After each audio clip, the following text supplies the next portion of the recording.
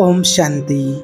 यह 3 बातें गांठ में बांध लेना, आप रंक से राजा बन जाओगे। बहुत ही कीमती बातें हैं। कितनी बार आपने ऐसा देखा होगा अपने जीवन में या दूसरों के जीवन में भी देखा होगा। दूसरों के जीवन से भी हमें सीख मिल जाती है कि अधिक मेहनत करने के बाद भी फल कम क्यों मिलता है। कभी कभी देखने में आता है कि मनुष्य अधिक परिश्रम करने के बाद भी बहुत कम फल पाता है और कई बार कम मेहनत करने के बाद भी अधिक फल मिल जाता है। ऐसा क्यों होता है? तो आखिरकार ऐसा क्यों होता है? और यह देख करके बहुत लोग परेशान भी रहते हैं, विचलित भी हो जाते हैं कि कोई बहुत ज़्यादा मेहनत कर रहा है और उसको फल नहीं मिल रहा है, और कोई कम मेहनत कर रहा है और उसको अधिक फल मिल जाता है। तो उसका आखिर कारण क्या होता है, इसको आज अच्छे से जान लेना है। इसको समझ लिया तो आपके सारे भ्रम दूर हो जाएंगे। देखिए, एक समय की बात है, माता लक्ष्मी और दरिद्रता देवी आपस में बातचीत कर रहे थे। बातों ही बातों में दरिद्रता देवी ने माता लक्ष्मी से कहा कि हे बहन, बहुत दिनों से मेरे मन में एक बात का बहुत बड़ा संशय बना हुआ है।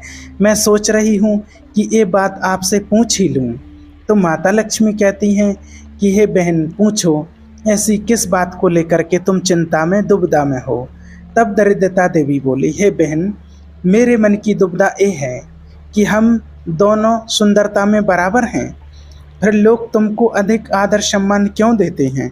और मुझे देखो, मैं कहीं घूमने के लिए जाती हूँ तो वहाँ मातम सा छा जाता है, उनकी प्रसन्नता लुप्त हो जाती है।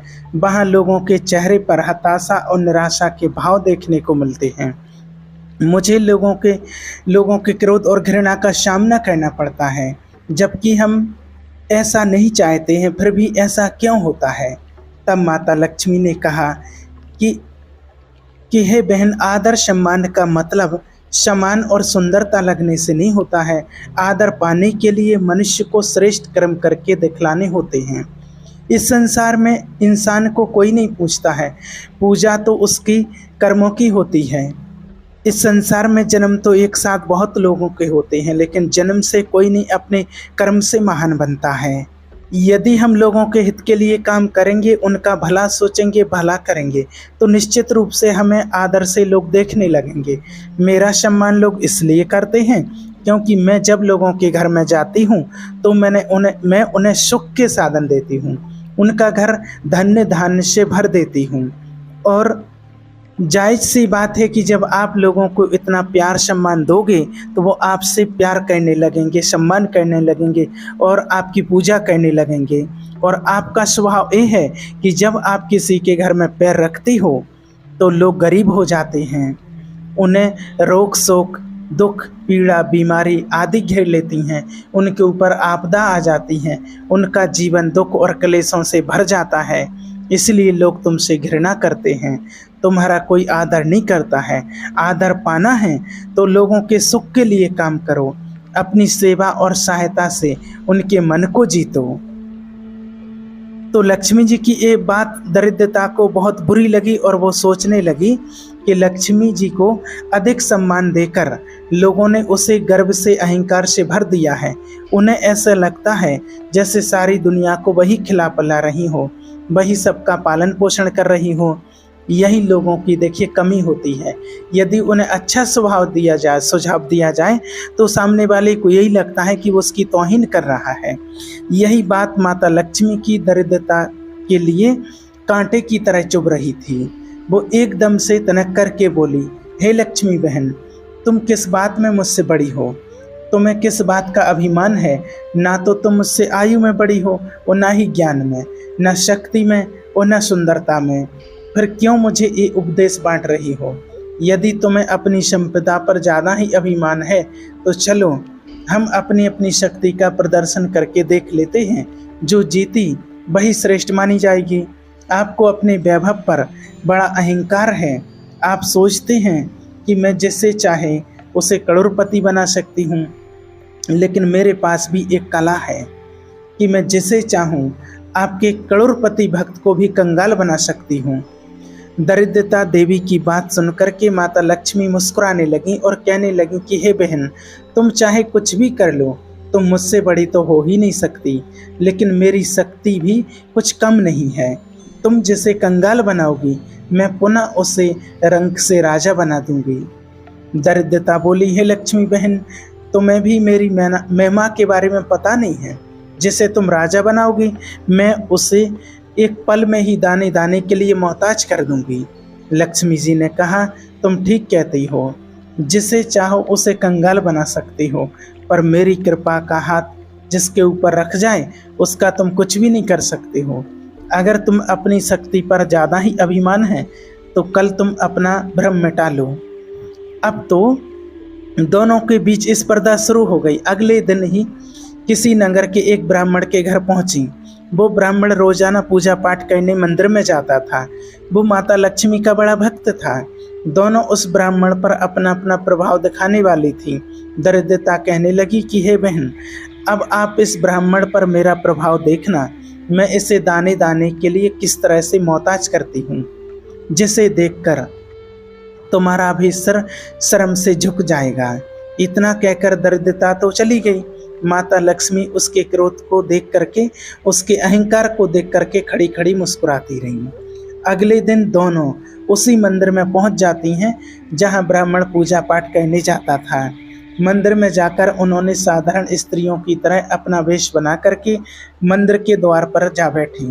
मंदिर पर पूजा करने वाले श्रद्धालु आने जाने लगे। सब लोगों ने उन्हें देख तो थे, पर उनका किसी पर ध्यान नहीं था। और ये तो आप जानते ही हैं कि मंदिर में दीन दुखी लोग तो अक्सर आते ही रहते हैं। उन्हीं लोगों के बीच में कुछ देर बाद वो ब्राह्मण भी आ पहुंचा जिसका उन्हें इंतजार था। दोनों बहनों की नज़र उस ब्राह्मण पर जम गई थी। ब्राह्मण ने मंदिर में पूजा पाठ किया और अपने घर की ओर लौटने लगा। तब दरिद्रता देवी बोली कि हे लक्ष्मी बहन, तुम्हारा भक्त जा रहा है, अब तुम अपना चमत्कार दिखाओ। तो फिर माता लक्ष्मी ने उसी समय एक मोटा सा बांस उसके रास्ते में रख दिया। उस बांस के अंदर सोने की मोहरें सर्पियां भरी हुई थीं। तो ब्राह्मण ने उस बांस को पड़े रास्ते में उठा लिया और उसने सोचा कि ये बांस तो जरूर मेरे किसी काम में आ जाएगा। मगर उसे कहाँ मालूम था कि इस बांस के अंदर तो मोहरें भरी हुई हैं। ब्राह्मण बांस लेकर के घर की ओर चल दिया। रास्ते में उसे एक लड़का मिला। लड़के ने ब्राह्मण के हाथ में बांस देख करके सोचा कि ये बांस तो बड़ा ही काम का है, क्यों ना ये बांस मैं इस ब्राह्मण से चारपाई के लिए मांग लूं। यही सोच करके लड़के ने ब्राह्मण से बांस लेने का आग्रह किया। ब्राह्मण ने भी सोचा कि ये बांस मैं कौन सा बाजार से लाया हूँ, इसमें मैंने कौन सी मेहनत की है, मैंने कहाँ इसको खरीदा है, और ये लड़का मांगता है तो मैं इस लड़के को दिए देता हूँ। और ब्राह्मण ने उस लड़के को उस बांस को 1 रुपये में बेच दिया। 1 रुपये में बांस बेच करके वो ब्राह्मण बड़ा खुश होता है। वो लड़का भी मोहरों से भरा हुआ बांस लेकर के लड़का चला गया। उधर मंदिर के पास खड़ी हुई दोनों बहनों में से दरिद्रता कहने लगी, देखा लक्ष्मी बहन, ये था मेरा प्रभाव। तुमने उस ब्राह्मण को धनवान बनाने के लिए मोहरों से भरा एक बांस दिया था, पर मेरे प्रभाव से उसका वो बांस मात्र 1 रुपये में बिक गया। तुम्हारे भक्त को क्या मिला? मात्र 1 रुपया। और तो और इसका 1 रुपया भी इसके पास में रहने वाला नहीं है। चलो आगे चलकर देखते हैं क्या होता है, देखते चलो। अब तो वो दोनों देवियाँ उस ब्राह्मण के पीछे पीछे चलने लगी। वो ब्राह्मण चलता हुआ एक तालाब के पास पहुंचा। उसका वो रुपया उसके कमंडल में पड़ा हुआ था। ब्राह्मण ने तालाब के किनारे अपने कमंडल को रख दिया और फूल तोड़ने में लग गया। तभी एक चरवाहा वहां से गुजरता है। ब्राह्मण के कमंडल में 1 रुपया पड़ा देख करके वो उसे निकाल करके वहां से चलता बना चरवाहा ले गया। और ब्राह्मण को कुछ पता नहीं था कि उसका रुपया भी चोरी हो गया है। वो अपने कमंडल को लेकर के अपने घर की ओर चला आया। घर के पास पहुंचा तो उसे वही लड़का मिल गया जो 1 रुपये में बांस लेकर के गया था। वो लड़का बोला, पंडित जी, मैंने तुमसे जो बांस लिया था ये बांस तो बड़ा भारी है। मेरे दादा ने कहा है कि इस बाट को लौटा कर, इस बांस में बहुत वजन है, भारी है, इसको लौटाकर कोई हल्का बांस ले आना, इससे चारपाई ठीक नहीं बनेगी। इसलिए आप ये अपना बांस लौटा लीजिए, मैं बाजार से कोई और दूसरा बांस ले आता हूँ और मेरा रुपया मुझे दे दीजिए। तो फिर पंडित जी ने बांस तो ले लिया, लेकिन उसका रुपया वापस करने के लिए जब उसने कमंडल में अपना रुपया देखा तो उसमें उसका रुपया नहीं था। पंडित जी बड़े हैरान थे कि आखिर कमंडल से रुपया कहाँ गया। फिर उन्होंने लड़के से कहा कि भैया रुपया तो कहीं नज़र नहीं आ रहा है, तुम एक काम करो, तुम मेरे घर से रुपया ले लेना, मैं तुम्हें अपने घर से रुपया दे दूंगा। लड़का बोला कोई बात नहीं, मैं अपना रुपया तुमसे बाद में ले जाऊंगा। इतना कहकर लड़का वहां से जाने लगा। इतने में ही अब देखिए वो मोहरों से भरा हुआ बांस फिर से पंडित जी के हाथ में आ चुका था। यह देखकर माता लक्ष्मी मुस्कुराने लगी। लक्ष्मी जी को मुस्कुराता देखकर दरिद्रता जल उठी। कहने लगी कि बहन जितना चाहो उतना मुस्कुरा लो, अभी तो खेल शुरू हुआ है, आगे देखते चलो क्या क्या होता है, मैं इसे कैसा नाचना चाहती हूँ। अब इतनी में क्या होता है, अब ब्राह्मण को तो कुछ नहीं पता था कि वो एक शतरंज का मोहरा बना हुआ है, वो तो बस अपनी ही धुन में मगन था। ब्राह्मण जब कुछ और आगे बढ़ा तो उसे उस चरवाहे का पिता मिल गया। उसने पंडित जी को रोकते हुए कहा, महाराज मेरा लड़का बड़ा शैतान है, वो तुम्हारे कमंडल से एक रुपया उठा लाया था, वो रुपया मैं तुम्हें लौटाने आया हूँ, हो सके तो उसे माफ़ कर देना, मैं उसकी गलती के लिए आपसे माफ़ी मांगता हूँ। पंडित जी ने रुपया लेते हुए कहा, कोई बात नहीं भैया, बच्चे से गलती हो जाती है, कोई बात नहीं, बच्चा है लोभ में आ गया होगा। इतना कह करके वो चरवाहे का पिता वहां से चला जाता है। पंडित जी ने सोचा जब रुपया ही मिल गया है तो क्यों ना उस लड़के को लौटा दिया जाए। इतना कह करके पंडित जी ने उस बालक को आवाज़ लगाई जो बांस लौटा करके गया था। अभी वो थोड़ी ही दूर निकल पाया था। पंडित जी की आवाज़ सुन करके वो लड़का लौट करके आया। ब्राह्मण ने उसका रुपया वापस कर दिया। रुपया पाकर लड़का बड़ा प्रसन्न होता है और वहाँ से चला जाता है। इधर पंडित जी अपने घर की ओर चल दिए। पंडित जी के एक हाथ में पूजा वाला अपना कमंडल था और दूसरे हाथ में वही बांस था जिसमें मोहरें असरपियाँ भरी हुई थीं। अब पंडित जी बांस के बारे में सोचते जा रहे थे कि सच में बांस तो बड़ा भारी है, और जब भारी है तो ये बांस मजबूत भी होगा, और इस बांस को मैं अपनी छत में लगा दूंगा ताकि काफ़ी समय तक इसमें बल्ली की ज़रूरत नहीं पड़ेगी। ऐसा सोचते जा रहे थे। इधर लक्ष्मी जी की कृपा से सब काम बनता देख दरिद्रता जलती जा रही थी। वो सोचने लगी कि अब मैं क्या करूं। पंडित का घर भी नज़दीक आ गया था। जब उसे कोई उपाय नहीं सूझा तो वो पंडित जी को जान से मारने के लिए उद्यत हो उठी। दरिद्रता ने कहा कि हे बहन लक्ष्मी, अब मैं इसकी धन संपत्ति तो छीन ही लूँगी, साथ ही साथ इसके प्राण भी ले लूँगी, तब देखना कि वो किस प्रकार तड़प तड़प कर मरता है। इतना कहकर दरिद्रता एक भयंकर सांप का रूप बना करके ब्राह्मण को डसने के लिए जाती है। दरिद्रता की दुष्टता देखकर लक्ष्मी जी बिल्कुल नहीं घबराईं। वे वहीं पर बैठ कर के आराम से मुस्कुराती रहीं। उधर ब्राह्मण ने देखा कि एक भयानक सांप मुंह फैलाए उसकी ओर दौड़ा चला आ रहा था। ब्राह्मण घबरा गया। उसे अपने प्राण बचाने की सूझी। वो एकदम से जान बचाने के लिए एक ओर भागने लगा, पर दरिद्रता कहाँ उसे छोड़ने वाली थी। वो तो उसे मार ही डालना चाहती थी। वो उस ब्राह्मण को दाएं बाएं और पीछे दौड़ती हुई जा रही थी। ब्राह्मण ने घबराकर उसके हाथ जोड़ लिए और बोला, हे नाग देवता, मैंने तुम्हारा कुछ नहीं बिगाड़ा है, तुम मेरे पीछे क्यों पड़े हो? तुम यहाँ से चुपचाप लौट जाओ, मैं एक गरीब ब्राह्मण हूँ, व्यर्थ में मुझे क्यों सता रहे हो? ब्राह्मण ने बहुत विनती की, पर सर्प क्यों मानता? वो तो दरिद्रता थी, वो कोई सर्प नहीं था, वो तो उसे मारकर ही दम लेना चाहती थी। अब ब्राह्मण ने अपने प्राण बचते ना देख अपनी आत्मरक्षा के लिए वही बांस उस सर्प के ऊपर दे मारा। धरती से लगते ही वो बांस टूटकर बिखर गया। बांस के अंदर जितनी मोहरें थीं वे सब खना खना कर जमीन पर आ गईं। इतनी सारी मोहरों को देख करके ब्राह्मण आंखें फाड़ फाड़ कर देखने लगा। एक पल के लिए वो सांप का ध्यान भूल चुका था, लेकिन जैसे ही उसे सांप का ध्यान आया तो उसने देखा कि बांस की चोट से उस सांप की कमर टूट गई है और वो घायल होकर के एक झाड़ी में छुपने के लिए चला गया था।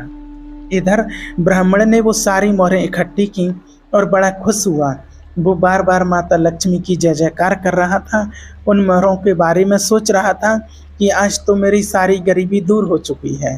वो उन मोहरों को बांधकर अपने घर की ओर चला गया। उधर लक्ष्मी और दरिद्रता फिर बातें करने लगी। लक्ष्मी ने कहा, हे बहन, सच सच बताना, बड़प्पन की थाह मिली या नहीं? बड़प्पन किसी को देने में होता है, छीनने में नहीं होता है। छीनने वाला कभी सुखी नहीं रहता है। सुखी मनुष्य तो वही है जो दूसरों को खुशी देता है। खुशी छीनने वाला कभी बड़ा नहीं बनता है। ये बातों को आप हमेशा याद रखना। ये 3 बातें आप भी हमेशा याद रखना जो लक्ष्मी जी ने कहा दरिद्रता से कि हे बहन, सच सच बताना, बड़प्पन किसी को देने में होता है, छीनने में नहीं होता है। दूसरा, छीनने वाला कभी सुखी नहीं रहता है। तीसरा, सुखी मनुष्य तो वही है जो दूसरों को खुशी देता है, और खुशी छीनने वाला कभी बड़ा नहीं बनता है। अब बात करते हैं कि अधिक मेहनत करके भी लोग खाली हाथ क्यों रह जाते हैं। इसका कारण है मनुष्य के पूर्व में किए गए संचित कर्म जो होते हैं। कुछ कर्म ऐसे होते हैं जिनमें हमें फल नहीं मिलता है, वे अपना फल भविष्य पर निर्धारित करते हैं। उस समय हमें लगता है कि हम कम मेहनत में बहुत कुछ मिल गया है, और जिन कर्मों का हमें कोई फल नहीं मिलता है उसके 2 कारण हैं। पहला कारण है फल भविष्य में मिलेगा, और दूसरा कारण है लक्ष्यहीन कार्य। जब हम लक्ष्यहीन कार्य करते हैं तो हमें मिल भी जाता है और खाली हाथ भी रहना पड़ता है। लक्ष्यहीन कार्य सिर्फ थकाता है, आपको देता नहीं है। इसलिए परमात्मा ने कहा है कि सबका भला करो, सबको सुख दो। जो आप दूसरों को देंगे तो आपको वो जरूर मिलेगा। और हमेशा अपने कर्म पर ध्यान दो।